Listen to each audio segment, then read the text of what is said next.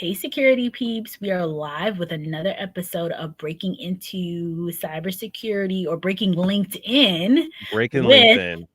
Breaking Into Cybersecurity in Hacker Valley Studio.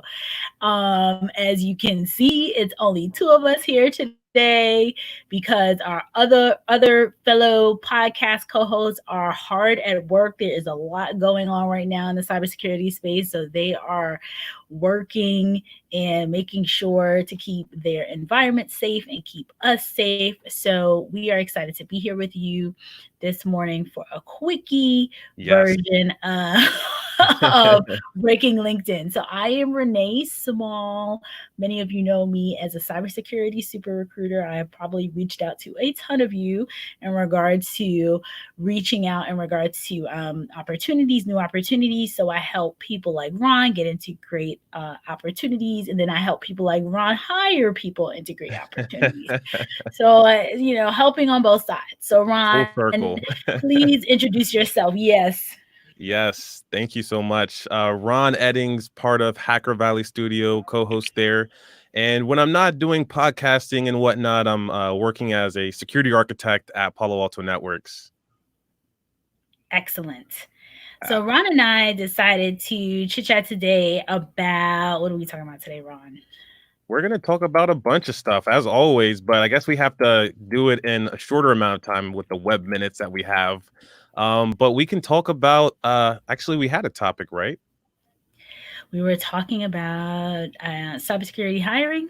Yep. Um, and we're going to make this one short because both Ron and I have to get into meetings soon, but we still want to jump on, even though our podcast co hosts are busy doing what they do best, taking care of the networks and the various companies that they work in. But we want to talk a little bit about looking for talent during this time and cybersecurity professionals looking for work during this time, right? Yeah. Yeah, and we were just looking at a comment that you got last week. Well, actually, it was a few hours ago, talking about the fact that there's a lot of newbies, but leaders might not have the budget to hire. What's been your experience and perspective on that?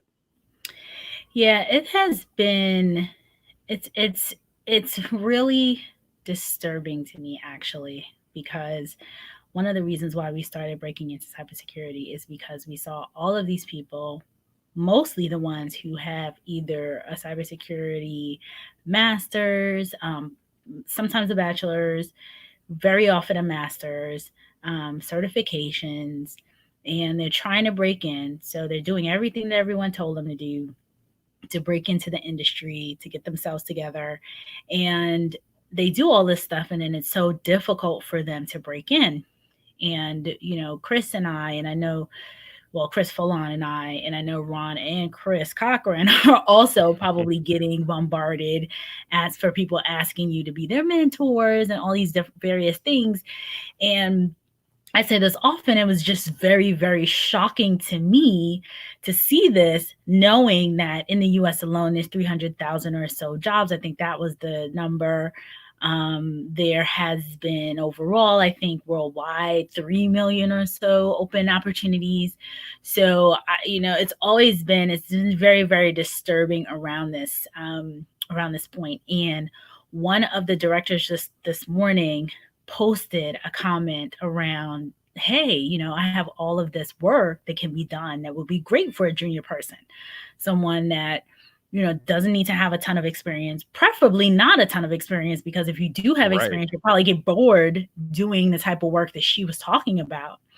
um, and so it's been actually one of the one a pet peeve, and then two and b, an area of really a lot of focus for me personally and Chris, to try to figure out how we can bridge that gap and how we can get more people into the field.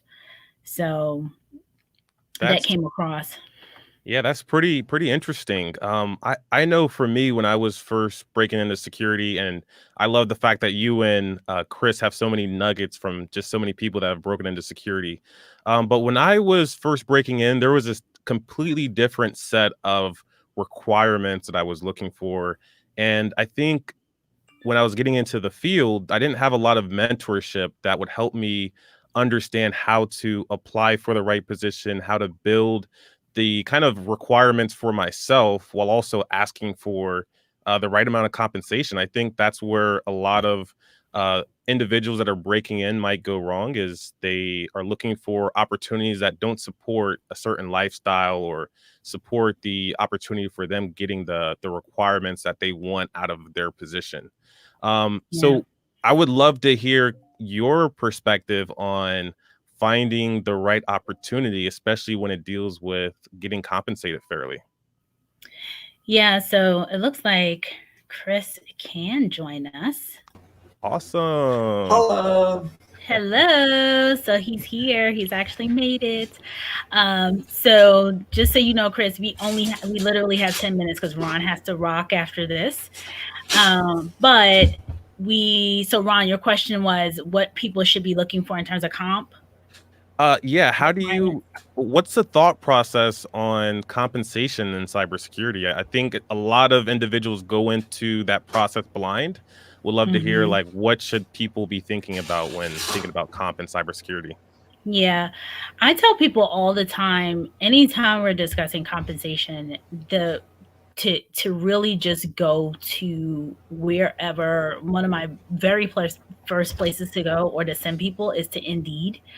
And I love Indeed because you can put a job title in and you can see a range of what the typical ranges will be in that area, and at least you have a range. So if you see, there's not many SOC analysts out there, but if you see like a SOC analyst or an information security analyst, and you see that in your city or in wherever you are, the range is 70 to 80,000, then you kind of know most of these roles. That's the compensation that will be paid for these opportunities, and then you can gauge that. You can realize you're coming in now as an informed research person, knowing what the market is likely bearing for that type of an opportunity.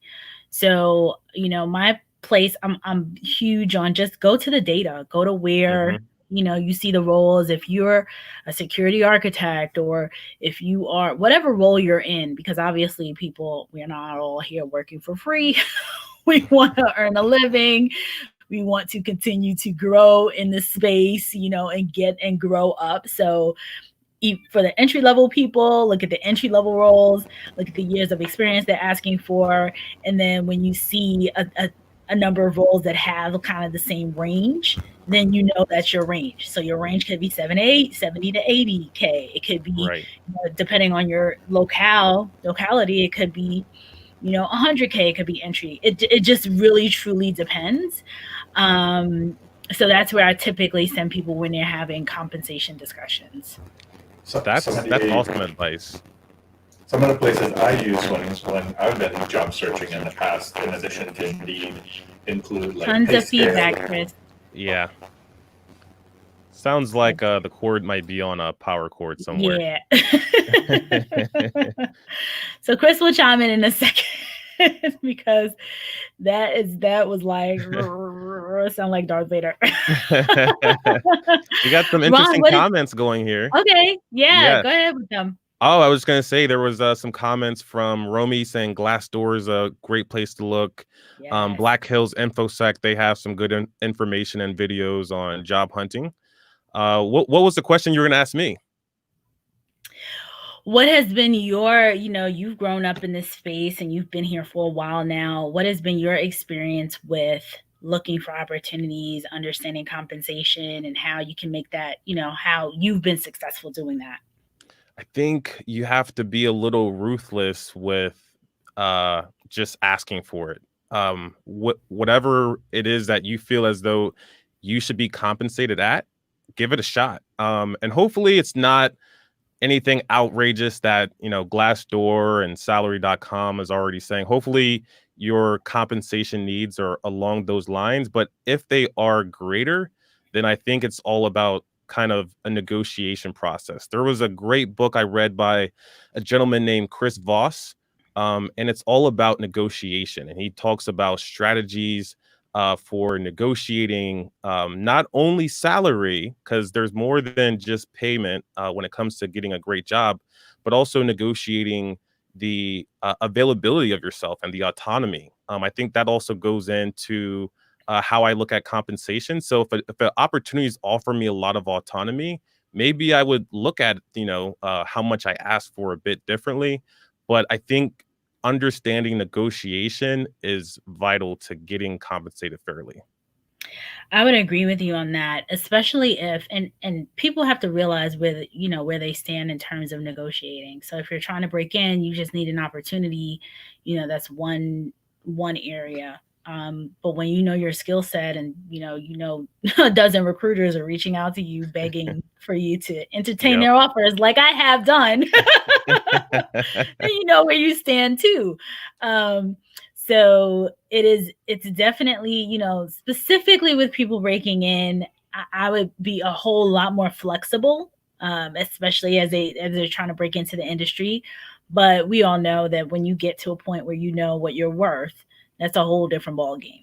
Yep. Definitely. Masters, individuals with master's degree in cybersecurity, I'm actually seeing quite a bit of demand for junior members that have specifically master's degree. I'm not sure about bachelor's, but I think even for the people breaking in, there's still a level and a standard that you can hold yourself to when it comes to not just taking any opportunity. I think we talked about it a little bit. You should definitely jump on an opportunity if you don't have anything else going on. Maybe you can learn something new, but I think at the same time you could also be a little strict in the job search to first target the great opportunities.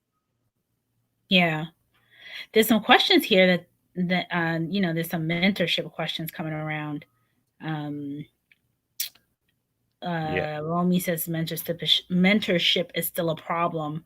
And Mary, we got to bring you back, Mary, says she Yes. feels like it's an issue. And I'm going to put her comment up here. Mary says she feels like it's an issue because most folks don't know how to cultivate that relationship. Mentees and mentors tend to go into it thinking it's a one-way discussion relationship, but that doesn't always work. Changing the stigma is how that will change, I think. And Chris made a comment about that last week in regards to mentors and mentees and how much we can learn from mentees just in general, and it being really truly a two-way street for sure. Yep. Yeah. Yeah, and thanks for the help there, Namdi. The book that I was referring to about negotiation was called Never Split the Difference. Oh yeah, Namdi is I love that book. He's my buddy. Yeah, I have not read it, but he's told me about it a zillion times. Never Split the has Difference. he? He's a big fan. So He is a awesome big book. fan of that book. Yes. Everyone's saying it. James Johnson is now saying Never Split the Difference by Chris Voss. So everyone seems to know that book. So I got to put it on my read list for soon. Mm-hmm. For this year, for 2020. I've listened to it on audiobooks. Is the audio better right now? It is. Perfect. Yeah, Never Split the Difference was a good book. In regards to pay, sorry, a little bit behind, payscale.com, Indeed, Glassdoors, and salary.com. I think between all those different sites, you can definitely get the salary information that you're looking for. Ron, before you drop, do you see a concern with having a master's degree for an entry-level role versus a bachelor's degree? I do see a little bit of a concern there. I think a master's degree is nothing to look at as a small thing. It's something that you probably had to work hard for. You had to read a lot of books, and even if those books are a bit outdated, like some programs may be, but there's still the foundation information in there. And I think all of that information, knowledge that you acquire over time, it does weigh a bit heavier than just doing the fundamentals during your first gig. I think you've already done that in your university, hopefully.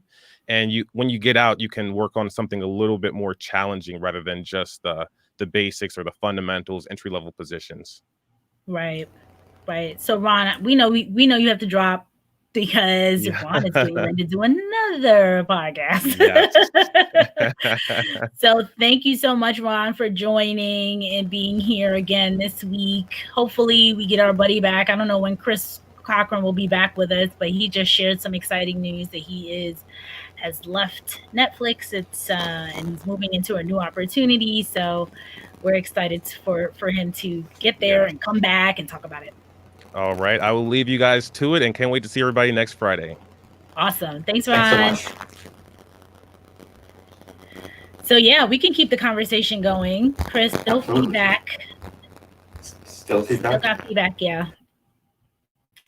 So we're going to keep the conversation going. We're going to get us.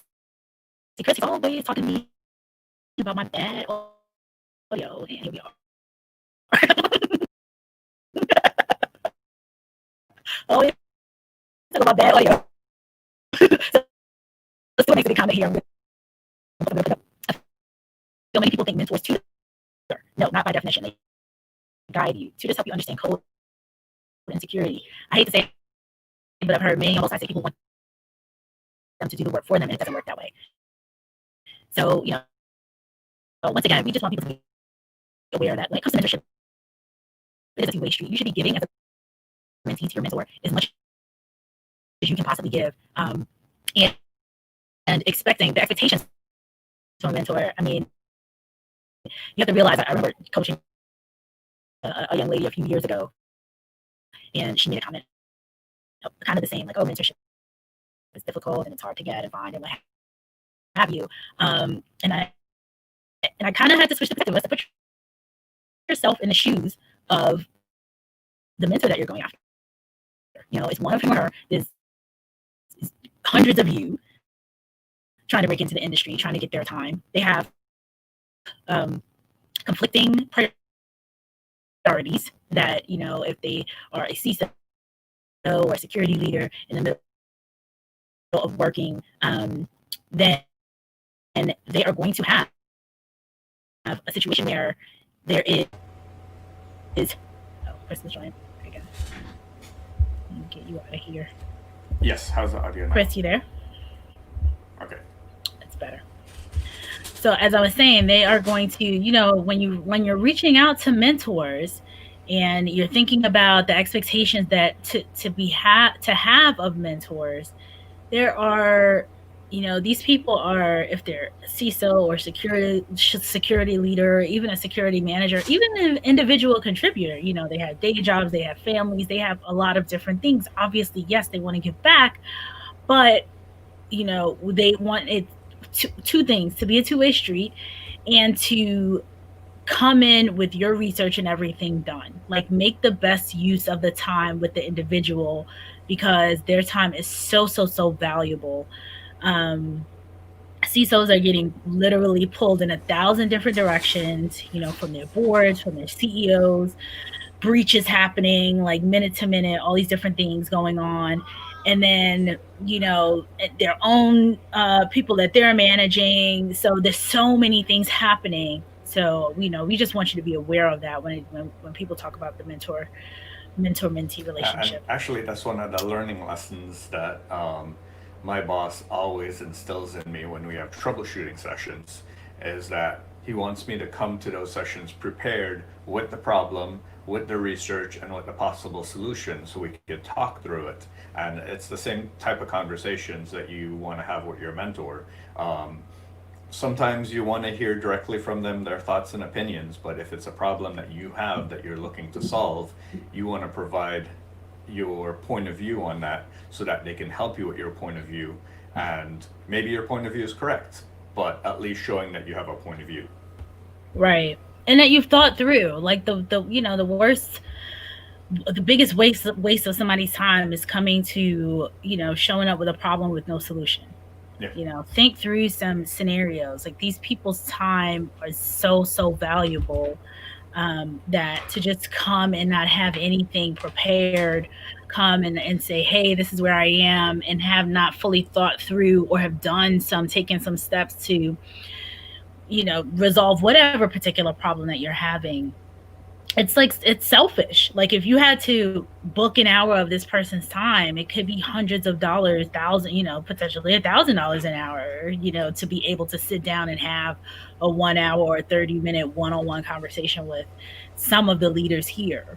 So they are providing their time. They obviously want to give back. Not to say that that's something that we, obviously would be looking to do, but they want to give back. They want to do what they can to bring up the next person. We just want the mentee to be thoughtful as well. Yep. So I know we're going to keep this short and sweet. Is there any questions out there? Romy talks about the standard of living when it comes to compensation. Chris, we still hear feedback. Romy made a comment. Standard of living when it comes to compensation needs to be considered. So when negotiating either San Fran versus Los Angeles or Bakersfield and San Bernardino Valley, that is so true, and that's why I'm a firm believer in going to the website. So your Glassdoor, your your Indeed, putting in your location, putting in the titles that you're looking for, and just really seeing what is out there and what companies are paying in those particular locations, knowing that the cost of living is what it is. So students are saying that I'm breaking up on audio. I hope everyone can hear me. I know Chris has been breaking up, but I want to make sure that I am not breaking up, and that you can hear me clearly. It seems as though there is, and I'm getting it again, that I'm breaking up on audio.